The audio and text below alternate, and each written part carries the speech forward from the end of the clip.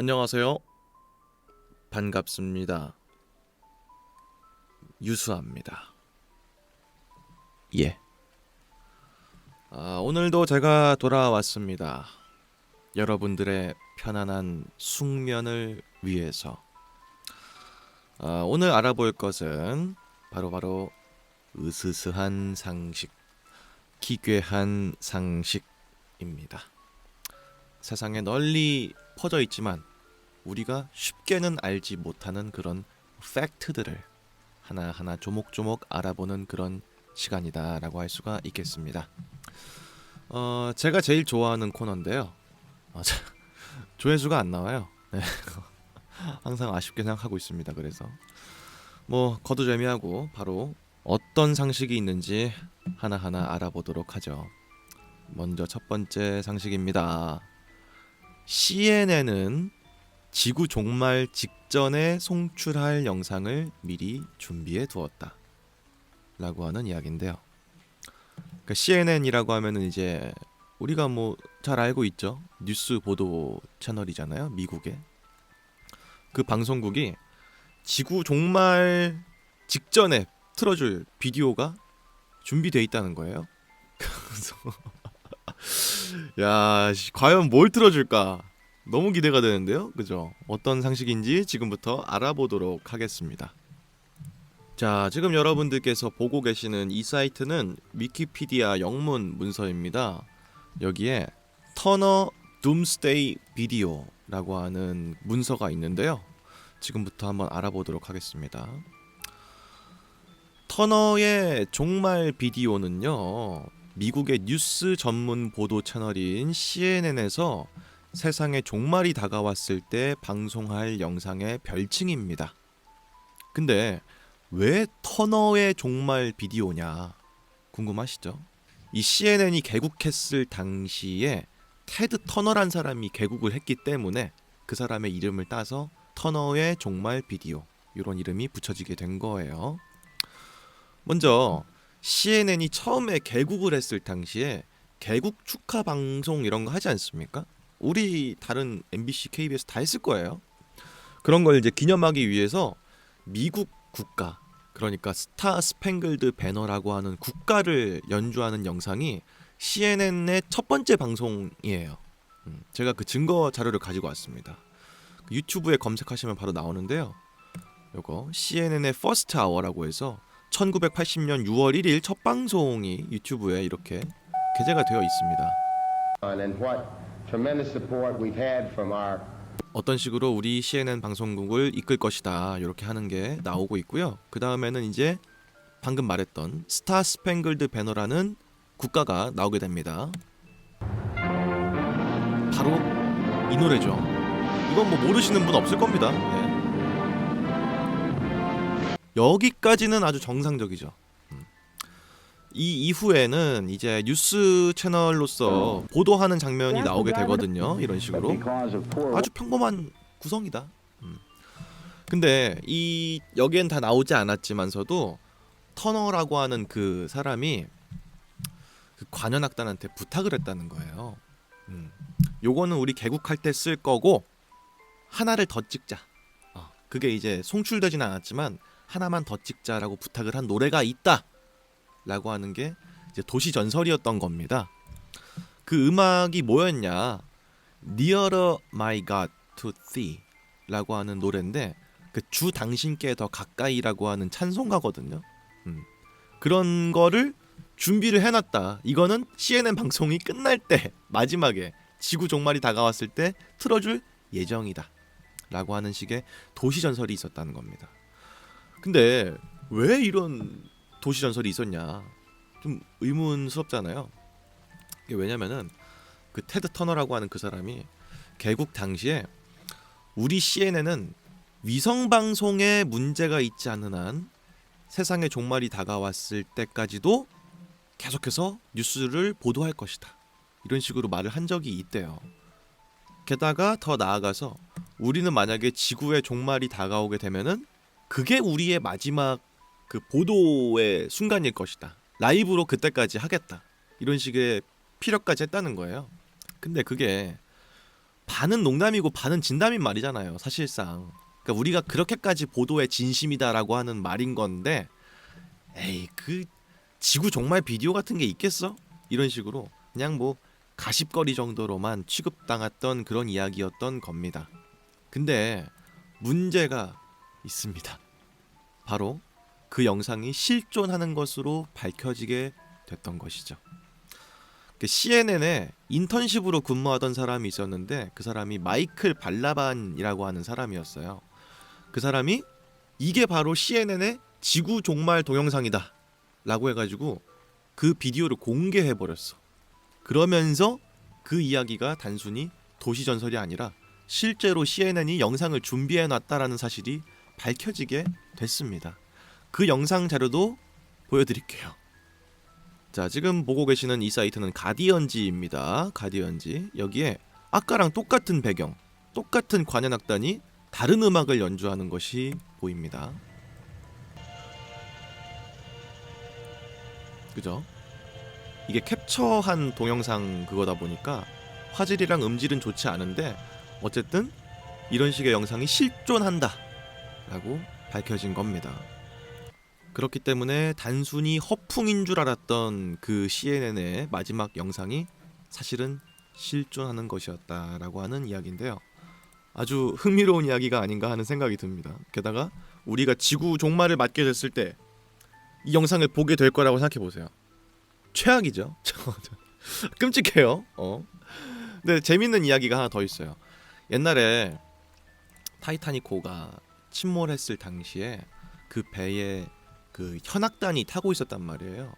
그거는 영화 보신 분들도 다들 아시겠지만, 그 윌리스 하틀리라고 하는 사람이 수석 연주자였는데, 그 사람을 필두로 한 8명의 현악단이 배가 침몰하게 됐을 당시에 승객들이 막 우왕좌왕하고 되게 힘들어하는 시간을 보내는 걸 보면서 탈출하지 않고 음악을 연주했어.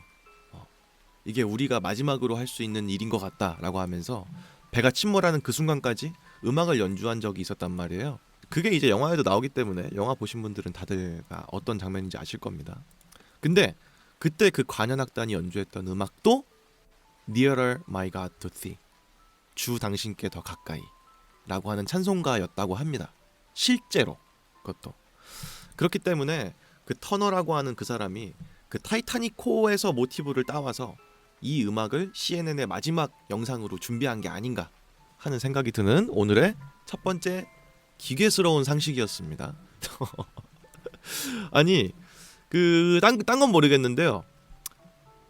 그 이걸 봐버렸잖아. 우리가 지구 멸망이 다가왔을 때 이런 음악이 나올 것이다라는 걸 봐버렸잖아. 이거에서 오는 약간 묘한 으스스함이 있어요. 네. 딴 것도 아니고 종말 때 틀어줄 영상이 존재한다는 게 뭔가 괴이한 느낌이 확실히 강하게 드는 첫 번째 이야기가 아니었나 하는 생각이 드네요. 그리고 이어서 두 번째 이야기도 준비가 되어 있습니다. 두 번째 이야기는 바로 이것입니다. 의외로 전쟁보다 위험한 것이라고 하는 이야기인데요. 전쟁보다 위험한 게 있을 수가 있을까 싶은데, 그죠? 전쟁은 진짜 사람들 많이 죽는 그런 건데 이거보다 더 위험한 게 과연 있을 수 있을까? 어떤 건지 지금부터 한번 알아보면 좋을 것 같습니다. 그죠? 자, 지금 여러분들께서 보고 계시는 이 사이트는 방금 우리가 봤던 그 가디언지입니다. 여기에 한 뉴스 기사가 있어요. UN 노동은 전쟁보다 3배 더 위험하다 라고 하는 기사입니다. 우리가 일하는 거, 이게 전쟁보다 더 위험하다라고 하는 이야기네요. 자, UN의 국제노동기구 ILO는요, 매년마다 200만 명 이상의 사람이 업무 관련 사고나 질병으로 사망한다라고 밝혔습니다. 이는 15초마다 1명꼴로 사망하는 것과 같다고 하는데요. 2년 전만 해도 이 수치는 120만 명에 불과했습니다. 근데 몇 년 사이에 80만 명이 더 증가한 거죠. UN 국제노동기구 ILO는 농업, 건설업, 광업이 세계에서 가장 위험한 직업 3개로 꼽았습니다.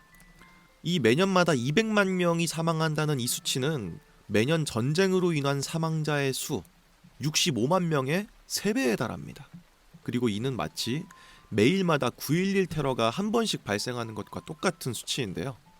이 UN 국제노동기구에서 밝힌 이 200만 명의 사망자 수는 단편적으로 발생하는 어떤 그 현장에서의 사고도 사고지만 장기적으로 봤을 때 그 유병률이 있는 그런 직업군들 있잖아요. 뭐 폐에서 문제를 일으킨다든지 막 이런 식의 공기가 안 좋아서 발생하는 질병 이런 것들도 다 포함하는 그런 수치인 겁니다. 그렇기 때문에 매년마다 약 35만 명이 실질적으로 치명적인 사고로 사망을 하고요. 실질적으로 사망. 그리고 유해 물질로 인한 사망자가 34만 명에 달하는 것으로 확인이 됐습니다. 또한 석면, 아주 얇은 그 섬유질 있죠? 그것 때문에 사망하는 사람은 10만 명에 달한다고 말했다고 합니다. 그렇기 때문에 실제로 노동이 우리 늘상 퍼져 있기 때문에 그렇게까지 위험한가? 잘 모르겠지만 사실 알고 보면 전쟁보다 더 많은 사망률을 가지고 있다 라고 하는 그런 씁쓸해지는 두 번째 이야기였습니다. 근데 이건 진짜로 남의 일이 같지가 않은 게 요즘에 우리나라에서도 뭔가 문제가 많이 발생하고 있잖아요. 최근에도 정말 뭐 공기업, 사기업 정말 막론하고 많은 사망자가 발생하는 걸 볼 때마다 이거 좀 어떻게 안 되나 싶은데 뭐 중대재해처벌법 이런 법이 발의가 된다고 하더라도 계속 문제가 발생하는 거 보면은 뭔가 고질적인 문제라든지 이런 걸 좀 바꿀 필요가 있지 않나 하는 생각이 듭니다. 그래서 국가가 좀 더 힘써가지고 이런 부분들이 좀 더 체계적으로 잘 개선될 수 있는 그런 해결될 수 있는 문제가 됐으면 좋겠다라는 생각을 갖게 되는 오늘의 두 번째 이야기네요. 자, 딴 건 모르겠는데 모르긴 몰라도 아마 돈이 제일 큰 그거일 거야. 인건비를 아끼려고 한다든지 아니면 노동자들도 돈을 더 벌기 위해서 무리하다 보니까 뭐 이런 식일 것 같아요. 그게 제일 확률이 클 것 같아. 업무가 위험한 것도 위험할 수 있겠지만 돈 관련된 문제가 해결이 돼야 될 것 같다는 생각을 저는 개인적으로 하고 있습니다. 어쨌든 그런 두 번째 이야기였고요. 다음으로 세 번째 이야기도 준비가 되어 있습니다. 바로 이건데요. 상상력은 실제로 몸에 영향을 미친다라고 하는 이야기입니다. 글쎄, 상상의 힘, 아니면 뭐 긍정의 힘, 뭐 이런 거에 대한 이야기는 우리가 익히 많이 들었죠. 근데 여기선 실제로 몸에 영향을 미친다라고 하는 건데 과연 어떤 식으로 우리 몸에 영향을 미칠지 궁금한데요. 지금부터 같이 알아보겠습니다. 자, 지금 여러분들께서 보고 계시는 이 사이트는 Psychology Today라고 하는 뉴스 사이트입니다. 의학 관련된 소식을 전하는 그런 사이트인 것으로 보이는데요. 여기에 동공의 크기가 당신의 상상력에 따라서 좌우될 수 있다라고 하는 이름의 기사가 있습니다. 어떤 내용인지 지금부터 살펴보도록 하죠. 빛의 양에 따라서 동공이 늘어나고 줄어드는 거, 이거는 우리가 익히 알고 있는 사실입니다. 빛이 많이 들어오면 들어오는 빛의 양을 줄이기 위해서 동공이 줄어들게 되고요.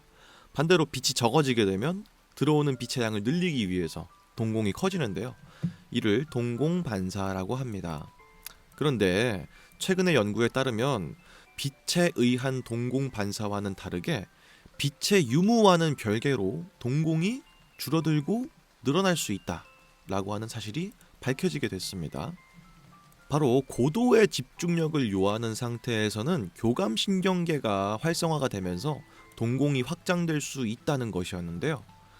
이런 현상이 왜 일어나느냐? 우리 신체가 위험한 상황을 겪게 됐을 때 시각적인 정보를 최대한 많이 담아내서 살 방법을 도모해야 돼.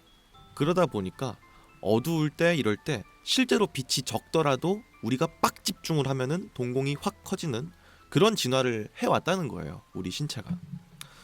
근데 더불어서 재밌는 게 있습니다. 폭우가 쏟아진다. 혹은 일찍 일어나는 새가 벌레를 잡아먹는다. 아니면 빙산의 일각. 이런 식의 우리가 말을 할 때 시각적인 은유가 들어가 있는 비유를 할 때가 있잖아요.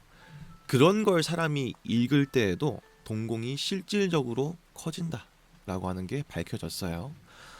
이거랑 반면에 은유적인 표현이 거의 안 쓰여진 진부한 표현을 읽었을 때에는 아무런 반응이 없었다고 합니다. 그렇기 때문에 사람들은 실제로 상상력만을 이용해서 어둡다, 밝다 이런 이미지를 떠올렸을 때 빛의 유무와는 관계없이 동공의 크기가 커졌다가 작아질 수 있다라고 하는 것이 발견됐다고 합니다. 이제 여기에 대한 재미있는 연구 결과가 있는데요. 뉴 사우스 웨일스 대학교의 연구입니다. 우리 같은 사람들은 상상하는 게 어렵지 않죠.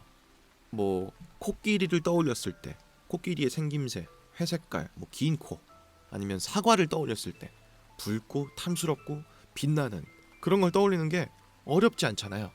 근데 이걸 못하는 사람들이 있어요. 아판타시아 증후군 환자들인데 그 사람들은 상상을 시각화하지 못합니다. 어떤 개념인지는 알지만 시각적으로 상상을 못해. 그렇기 때문에 아판타시아 증후군 환자들을 모아놓고 그리고 일반적인 사람들을 모아놓고 한 실험이 있다는 거예요. 먼저 두 대상군을 상대로 두 가지 실험을 했습니다.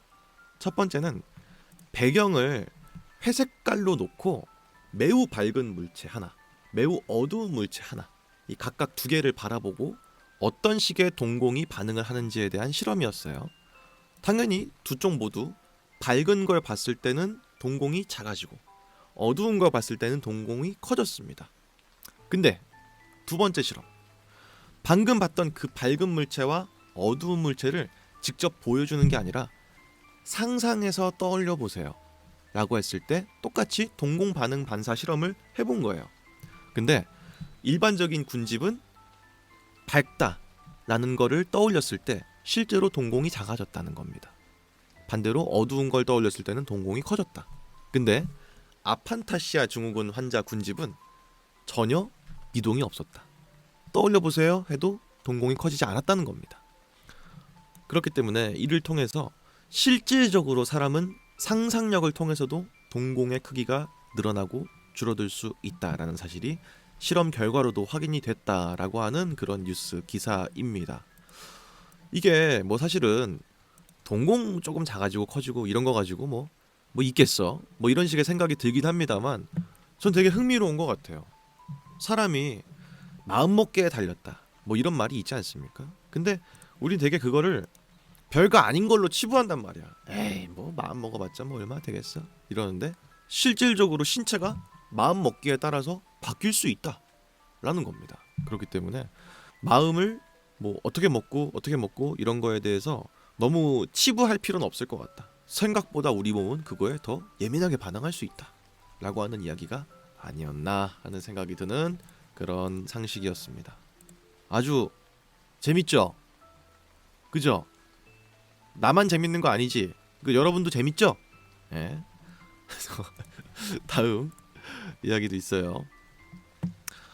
다음 이야기는 더 흥미로운데요. 먼저 우는 사람이 이기는 대회가 있다라고 합니다. 보통 이 싸울 때 먼저 우는 쪽이 진다고 하는 그런 이야기는 있죠. 근데 여기는 이거랑 반대로 먼저 우는 사람이 이긴다고 합니다. 과연 어떤 대회일지 아주 궁금한데요. 지금부터 알아보도록 하겠습니다. 자, 지금 여러분들께서 보고 계시는 이 사이트는 위키피디아 영문 문서입니다. 여기에 나키스모 우는 아이 축제라는 게 있다라고 하는데요. 신기한데? 요겁니다. 요거. 예. 일본에서 벌어지는 이제 한 축제라고 볼 수가 있는데 이 스모 선수 복장의 사람이 아기를 안고 있어요. 근데 아기 앞에 어떤 사람이 도깨비 가면을 쓴 채로 아기를 겁주고 있는 모습이 보입니다. 아주 흥미로운 장면인데 이게 왜 이러고 있느냐? 이 나키스모라는 게요, 일본의 한 축제입니다. 야외 스모 경기장에서 스모 선수들이 아기를 안고 이제 겨루는 행사인데 두 아이가 나와서 먼저 우는 아이가 이기는 그런 대회래요.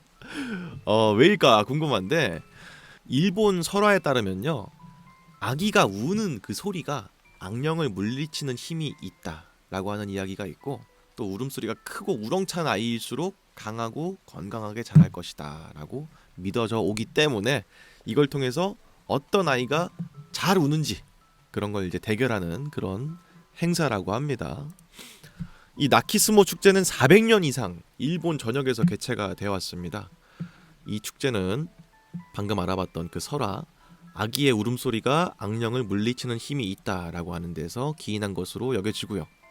또 우는 아기가 빨리 자란다라고 하는 속담이 있는데요. 그 속담 역시도 이 축제가 발생하게 된 원인 중에 하나라고 합니다. 나키스모 축제는 매년 일본의 신사에서 열립니다. 대개 골든 위크가 끝나는 어린이날에 맞물려서 5월 5일경에 열리게 되는데요. 먼저 축제가 시작하기 전에 아기의 건강한 성장을 기원하는 의식을 한 다음에 야외에 준비된 스테이지에서 스모 선수가 각각 한 명씩 아이를 안고 그 상태에서 누가 먼저 우는지를 이제 가려내는 그런 행사라고 할 수가 있겠습니다. 스모 선수들이 아기를 팔에 안고 막 흔들거나 애비! 이런 식으로 아기를 깜짝 놀래키거나 아니면 일부러 무서운 표정을 짓거나 이런 식으로 해서 서로 누가 더 아기를 빨리 울리는지에 대해서 열을 올리는 그런 대회인데, 아까 봤던 그 가면을 쓰고 있는 사람이 아이를 놀래키는 그런 거는 심판이 하는 거래요. 심판이. 왜 하냐? 애가 너무 안 울어. 야 시간 없는데 빨리 다음 행사 해야 되는데 애가 안 울어. 그러면은 일정 시간이 지났을 때 가면을 쓴 심판이 등장해서 아주 깜짝 놀래키는 거죠. 이렇게 해도 안 울 리는 없으니까. 어쨌든 간에 그렇게 경기가 끝나게 되면은 그 아이의 가족들이나 관중들이 장수하라 라고 반자이 라쿠라고 이제 말을 한다고 하네요. 일본에서 가장 유명한 나키스모 축제는 아사쿠사에서 열립니다. 아실 텐데요. 센소지. 우리나라 일본 갔다 온 사람들은 아마 다 갔다 왔을 그 센소지에서 이 나키스모 축제가 열리는 게 가장 큰 일본 내의 나키스모 축제라고 하네요. 매년마다 약 100명 정도의 아이가 경쟁한다라고 합니다. 축제는 누구든지 무료로 참가할 수 있긴 한데요. 아사쿠사 같은 유명한 절들은 당연히 인기가 많다 보니까 너도 나도 거기서 하고 싶을 거 아니에요. 그래가지고 추첨을 통해서 선정되기도 한다라고 하네요. 또한 어떤 부모들은 이거를 위해서라도 일본 전역의 유명한 곳들을 찾아가는 사람들도 꽤 많다라고 합니다.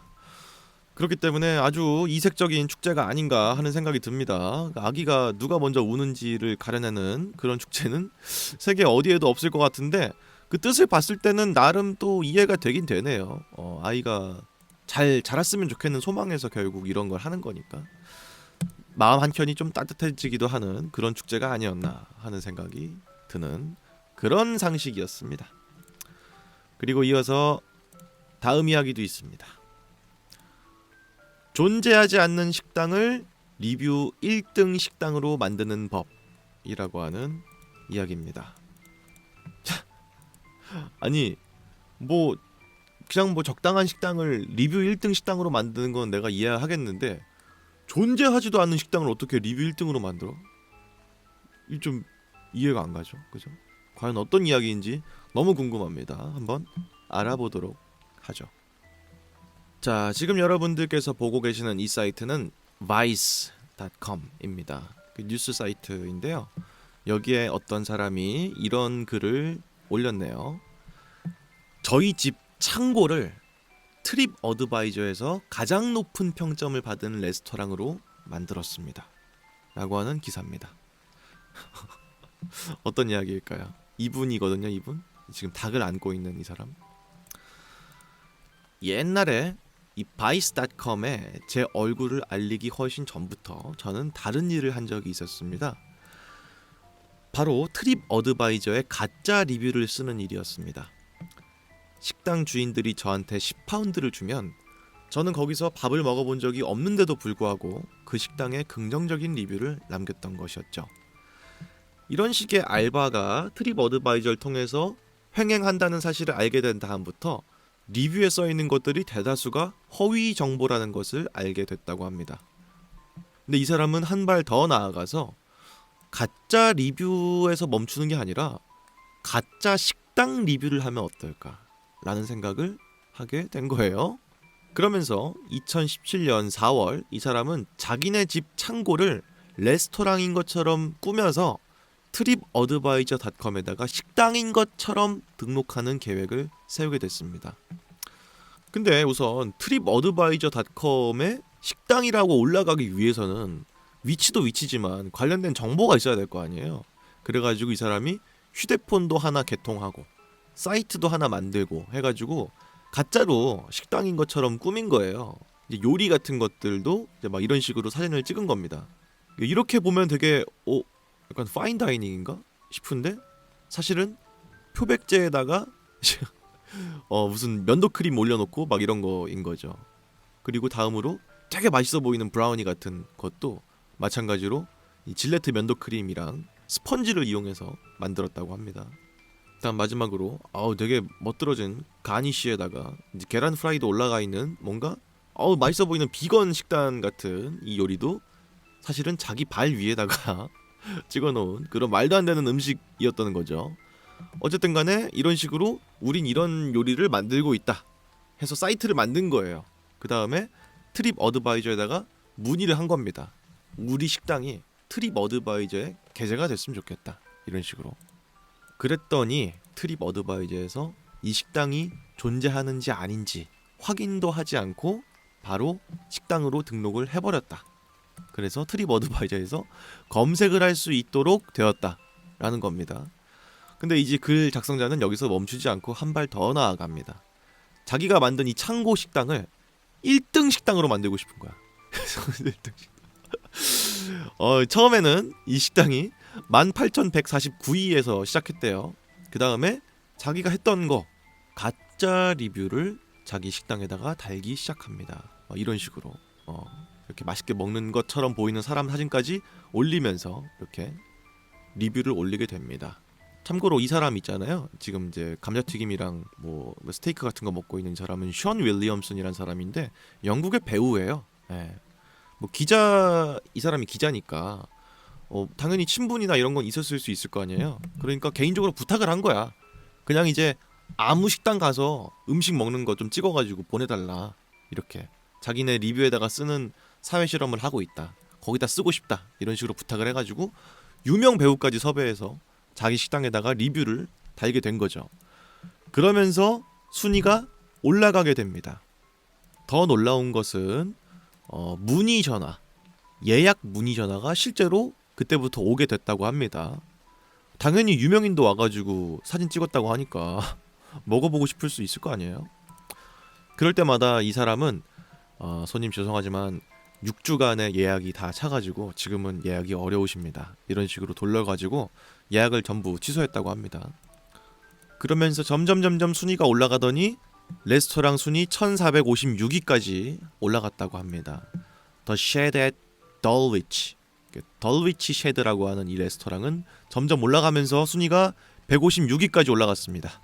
여러가지 가짜 리뷰 같은 것들을 쭉쭉 올리면서 순위가 급상승하게 되면서부터는 스폰서도 받게 됩니다. 이제 기업들이 너네 잘나가는 식당인가 보다, 156위의 식당이야? 우리 거 한번 써볼래? 이런 식으로 하면서 각종 인테리어나 식자재 같은 것들에 샘플을 보내기 시작합니다. 그렇게 가짜 리뷰를 계속 달기 시작하면서 30위의 식당으로 순위가 급상승하게 됩니다. 18,190개 중에서 30위 식당. 근데 이제 문제가 점점 발생했습니다. 트립어드바이저에서 정보 요청에 대한 이제 메일까지도 오게 된 거예요. 실제로 너네가 식당이 맞느냐, 예약을 뭔가 받고 있는 것 같은데 예약이 다 안 된다는 말도 있고 뭐 이런 식이니까 너네 혹시 가짜 식당 아니냐, 이런 식으로 이제 트립어드바이저에서 문의 메일이 왔는데 그 당시만 해도 이걸 실제로 했던 사람이 없었기 때문에 당연히 전무후무하겠죠. 이런 일을 누가 하겠어요. 그러니까 말도 안 되는 소리 하지 말라고, 우리가 왜 운영 안 하냐, 그 주변 식당의 음해다, 이런 식으로 하면서 가짜 식당에 대한 논란을 잠식하고요. 그 다음으로는 여기서 멈추지 않고 실제로 음식을 팔아보기로 합니다. 진짜 난 놈이다, 진짜 대단한 사람이네요. 네, 그래서 자기 정말 정원이었던 이곳을 정말 막 풀로 깎고 이렇게 하면서 예약 손님을 실제로 받게 됩니다. 예. 마트에 가서 실제로 장을 봐가지고 네, 전부 저렴한 것들로만 산 거지만 어쨌든 간에 손님을 직접 받아가지고 이제 정말로 음식을 제공하는 그런 이벤트도 이제 한번 했다고 합니다. 물론 이제 손님들한테는 이제 사실을 다 말했겠죠. 우리가 사실은 가짜 식당인데 혹시 와서 먹을 생각이 있느냐 뭐 이런 식으로 했을 겁니다. 그래가지고 실제로 음식도 내주고 하긴 했다 라는 거예요. 이때쯤 됐을 때의 이 식당, 그 덜위치의 쉐드라고 하는 이 식당은 트립 어드바이저에서 2주 동안 1위에 위치해 있었다라고 합니다. 존재하지도 않는 식당이 2주 동안 1위. 물론 지금은 이제 사라졌기 때문에, 왜냐면 가짜인 게 다 들통난 거잖아요. 그래서 그때부터는 이제 트립 어드바이저 사이트에서 찾아볼 수는 없게 됐지만서도 어쨌든 간에 정말 실존하지 않는 식당이 1위까지 올라간 적이 있었다라는 겁니다. 이 사람은 이제 이런 거를 사회 실험의 한 일종으로서 이제 했던 거죠. 이제 기자이니까 당연히 얼마나 우리가 인터넷에서 속으면서 살아가고 있는가, 실존하지 않는 정보를 가지고도 우리가 얼마나 신뢰성을 갖고 행동하는가, 그런 걸 보여주기 위해서 하나의 자기만의 실험을 한 게 아닌가 하는 생각이 들어요. 그래서 실제로 덜 위치의 쉐드라고 하는 이 사이트, 이제 지금은 없어진 정보인데 이 사람이 이제 아카이브를 해놔가지고 볼 수 있는 사이트가 있거든요. 이런 식의 사이트였다고 합니다. 보면은 5점 만점에 5점, 매우 훌륭함, 안 좋음이 없어요. very good 아니면 excellent 두 가지밖에 없어요. 네. 마을에서 가장 만납니다. 그리고 너무 훌륭한 밤, 그리고 훌륭한 음식들, 영국에서 할 수 있는 최고의 경험, 뭐 이런 식으로 굉장한 리뷰들이 다 이제 알바를 쓴 거겠지만 달려 있네요. 여튼간에 뭐 그렇습니다. 우리도 어디 정말 모르는 지역에 갔을 때나 아니면 뭐 배달 음식 같은 걸 시켜 먹을 때 리뷰 순으로 되게 많이 보잖아요. 주문 많은 순, 리뷰 많은 순, 뭐 이런 식으로.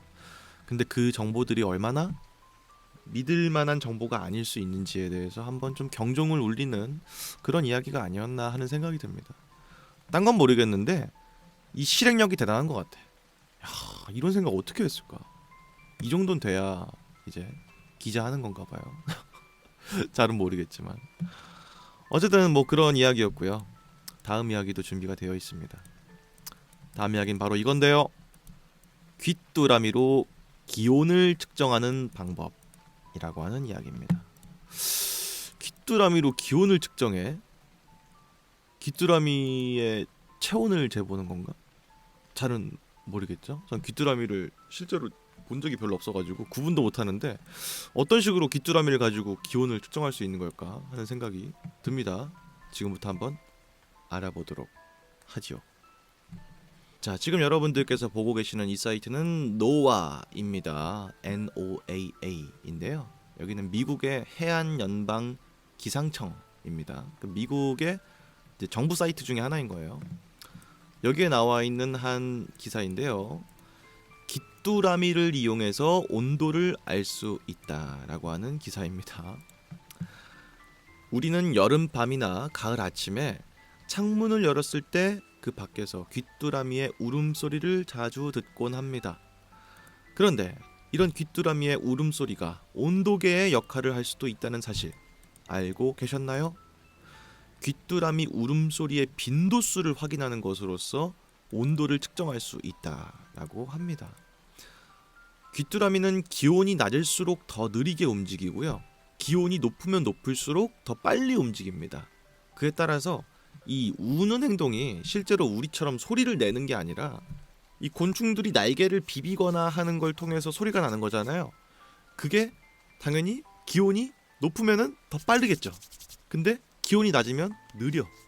그렇기 때문에 이걸 통해서 기온을 측정할 수 있다라고 하는 겁니다. 그래서 1897년 아모스 돌베어라는 사람이 이 현상을 기초로 해서 기온을 측정하는 방법을 논문으로서 발표를 하게 됐습니다. 이를 돌베어의 법칙이라고 하는데요. 15초 동안에 귀뚜라미가 얼마나 울었는지를 세고 거기다가 40을 더하면은 이제 화씨로 표현된 온도가 나온다라고 합니다. 그래서 15초 동안의 귀뚜라미 울음소리 수 플러스 40은 온도다라고 하는 게 돌베어의 법칙이라고 합니다. 이거는 뭐 사실 화씨를 다시 섭씨로 바꾸면은 우리 기준으로 기온이 얼마인지도 알 수가 있을 것 같네요. 야, 정말 별게 다 있다. 천재인 것 같아. 예. 아니 나 같은 사람들은 귀뚜라미가 그냥 우네 이러고 마는데 이걸 통해서 기온과의 상관관계를 통해 밖에 기온을 얼마인지를 세는 헤아리는 그런 걸 측정하는 방법을 한다는 게 대단한 것 같습니다. 저 같은 사람들은요 100번 죽었다 깨어나도 이런 아이디어 못 냅니다. 어튼간에 귀뚜라미로 기온을 측정하는 방법이 있다라고 하는 그런 신박한 이야기였습니다. 이어서 다음 이야기도 있습니다. 의외로 하면 죽는 것이라고 하는 건데요. 의외로 하면 죽는 거? 그게 뭐가 있을까? 그러니까 여기서 말하는 건 아마 전혀 죽을 것 같지 않은데 의외로 했을 때 죽는 행동일 거 아니에요. 일단 뭘지 좀 상상이 안 되는데 지금부터 같이 한번 알아보는 시간 가져보도록 하겠습니다. 자, 지금 여러분들께서 보고 계시는 이 사이트는 NIH National Library of Medicine입니다. 여기는 이제 미국의 공식 사이트예요. 여기에 사스 관련되어 있어서 어떤 사람이 사망을 하게 된 경위가 적혀 있는데요. 같이 한번 살펴보겠습니다. 자, 대만에서 사스 전염병이 유행하는 동안에 알코올 중독으로 사망한 사람이 있다라고 하는 기사인데 이 알코올은요 피부를 통해서 흡수가 될 수 있습니다. 다만 피부 흡수로 인한 중독은 드뭅니다. 하지만 대만에서 사스가 유행했을 당시에 45세 여성이 이 알코올 때문에 사망한 채로 발견된 적이 있었는데요. 이 사람은 욕조에다가 알코올을 가득 넣고 그 다음에 들어간 거예요. 그 욕조에. 근데 그렇다고 해도 머리가 욕조 밖으로 나와 있었기 때문에 익사한 건 아니었습니다. 그리고 외상이나 다른 약물 같은 것들도 감지가 되지 않았고요. 근데 문제는 그 욕조에 담겨 있던 게 물이 아니라 알코올이었다는 게 문제인 겁니다. 그 물에는 40.5%의 에탄올이 포함되어 있었는데요. 그러다 보니까 그녀의 혈중 알코올 농도수가 1.35%였습니다. 이렇게 알코올 목욕을 하는 과정에서 알코올을 실제로 먹었는지 안 먹었는지 그런 건 확인하기가 어렵지만 어쨌든 간에 알코올은 피부로 흡수가 될 수 있기 때문에 그렇게 가득 욕조에다 알코올을 담궜을 때 당연히 취했겠죠. 점점 더. 그러면서 사망까지 하게 된 겁니다. 근데 이 사람은 왜 자기를 그렇게 욕조에다가 알코올을 가득 넣어서 몸을 담갔느냐? 자기의 믿음이 있던 거예요. 사스가 유행하고 있는데 알코올은 세균을 없앤다라고 믿고 있던 거지. 그러다 보니까 이걸로 목욕을 하면 사스균이 없어지겠구나 이 생각을 한 거야. 그래가지고 그렇게 감행을 하다가 사망한 채로 발견한 사건입니다. 그래서 근데 저 같은 사람들도 마찬가지로 그냥 이게 뭐 별거 있겠어? 이런 식의 생각을 하잖아요. 그러니까 이제 내가 먹지만 않으면 되겠지 이 생각하다가 피부로 흡수될 수 있다는 사실을 간과했던 거죠. 그러다 보니까 사망한 채 발견된 아주 기이한 사건이 아닌가 하는 생각이 드네요. 뭐가 됐든 간에 조금만 이 알코올 그리고 신체의 특성에 대해서 알았다면 죽기까지 하진 않았을 텐데 하는 생각이 드는 그런 이야기였습니다. 근데 이제 일반인들 중에서 그런 거 평상시에 생각하는 사람 몇이나 있겠어. 피부로 흡수가 된다는 사실을 상기하고 사는 사람이 몇 안 되겠죠. 그러다 보니까 충분히 그럴 수도 있지 않을까 하는 생각이 드는 그런 이야기였고요. 그리고 이어서 다음이 마지막 이야기입니다. 오늘의 마지막 상식은 바로 이것입니다. 팁을 주는 문화인 나라일수록 점점점 뭐 이런 건데 뭘까? 매너가 좋다? 그죠? 아니면은 타인에 대한 배려도가 높다? 뭐 이런 거일 것 같은데 과연 어떤 이야기인지는 지금부터 알아보도록 하겠습니다. 자, 지금 여러분들께서 보고 계시는 이 사이트는 하버드 비즈니스 스쿨 홈페이지입니다. 여기에 나와 있는 한 기사인데요. 자, 우리는 보통 팁과 뇌물이 연관이 있다고 생각하는 사람은 거의 없습니다. 하지만 팁을 많이 주는 나라일수록 뇌물도 주고받을 가능성이 더 높은 것으로 밝혀졌습니다. 라고 하는 거예요. 야, 이게 이럴 수가 있나? 좀 알아보겠습니다. 우선 하버드 경영대학원의 기업가이자 경영학과 조교수인 매그너스 토르팔슨이란 사람에 의하면 사회적으로 허용되는 행위인 팁 그리고 부도덕한 행위인 뇌물 이 두 가지 사이에 실제로 미묘한 연관관계가 있다라고 하는 연구 결과를 냈다고 합니다. 팁은 일반적으로 선의적이고 친사회적인 행동으로 여겨집니다. 그리고 반대로 뇌물은 반사회적이고 부정적인 것으로 간주가 됩니다. 그렇기 때문에 팁이랑 뇌물 두 가지를 떠올렸을 때 연결되어 있는 느낌이 받기가 좀 쉽지 않은데 토르파슨 부교수 그리고 그의 동료들은 32개국의 국가 간 데이터를 연구하고 1인당 국내 총생산 그러니까 GDP 그리고 소득 불평등 및 기타 요인을 통제한 결과 두 가지 행동 사이의 연관성을 발견했습니다. 간단히 말하면 팁을 주는 행위가 많은 국가일수록 부패율이 높은 경향이 있었습니다. 라는 건데 우선 첫 번째로 팁과 뇌물 둘 다 사회적인 유대감을 강화하기 위해서 주는 물건이죠. 그러다 보니까 이걸 주면 유리한 것이 돌아온다 라는 겁니다. 이 점에선 뇌물과 팁이 어떻게 보면 유사하다라는 것이고요. 두 번째로 그 뇌물과 팁의 차이점이라고 한다면은 그냥 돈을 언제 주느냐에 달려 있다는 거예요. 네. 팁은 우리가 서비스를 받고 나서 상대방한테 주는 거고 뇌물은 우리가 서비스를 받기 전에 주는 거죠. 그 정도의 차이가 있을 뿐 사실 두 가지는 거의 비슷한 개념이다 라고 하는 겁니다. 대부분 부유한 나라일수록 가난한 나라보다 부패가 적은 경향이 있었는데 미국은 이와 상반되게 되게 높았다라고 하는 거예요. 근데 밑에는 두 가지 사례가 있습니다. 하나는 캐나다고요. 나머지 하나는 인도입니다. 둘 다 미국과 마찬가지로 팁을 주는 문화가 있는 나라들인데 팁을 주고받는 나라입니다만 뇌물 수수의 수준은 상당히 달랐다고 합니다. 캐나다에서는 뇌물 수수 활동이 거의 없습니다만 인도에서는 뇌물 수수가 굉장히 많다라고 하는 거예요. 왜 이런 차이가 발생하느냐 하는 건데 인도에서는 팁을 주는 행동이 팁을 줌으로써 내가 더 나은 서비스를 받을 것을 기대하고 주는 것이다 라고 하는데 이에 반대로 캐나다는 내가 받은 서비스에 대해서 좋았으면 좋았어 그러니까 팁을 줄게 이런 식으로 이 약간 비슷한 개념입니다만 더 들어가다 보면은 약간 좀 차이가 있는 그런 팁에 대한 개념이 다른 국가라는 거였다는 거죠. 그래서 팁에다가 자신의 서비스에 대한 개선에 어떤 희망을 걸고 팁을 주는 나라면은 뇌물에 대한 수수 확률이 높았다라고 하는 그런 신박한 기사가 아니었나 하는 생각이 듭니다. 뭐 그렇습니다. 우리나라는 팁이 없으니까 참 살기 좋은 나라죠. 전 정말 그렇게 생각해요. 예. 왜냐면은 이게 실제로 줘보면 느낌이 확 다르거든. 그래서 저도 옛날에 미군 부대 일할 때 국내에 있습니다만 미군 부대는 거의 사실상 미국의 법을 따른다고 보면 돼요. 그래서 그 안에 있는 식당들도 다 팁을 줘야 되거든요. 그러면은 뭐 15% 이렇게 받잖아. 그럼 생각보다 엄청 비싸져요 음식이. 그래가지고 내가 생각했던 것보다 환율 플러스 팁 이러면은 장난 아니야 진짜. 내가 생각한 것보다 훨씬 더 많이 나옵니다. 근데 우리나라는 그런 건 없으니까 좀 없었으면 좋겠다 이 생각이 들긴 하거든요. 그리고 미국도 팁 관련해서 요즘에는 좀 말이 많죠. 이제 키오스크로 주문하고 이러는데 팁을 내가 줘야 되냐? 팁은 서비스에 대한 보답인 건데 굳이 내가 해야 되냐?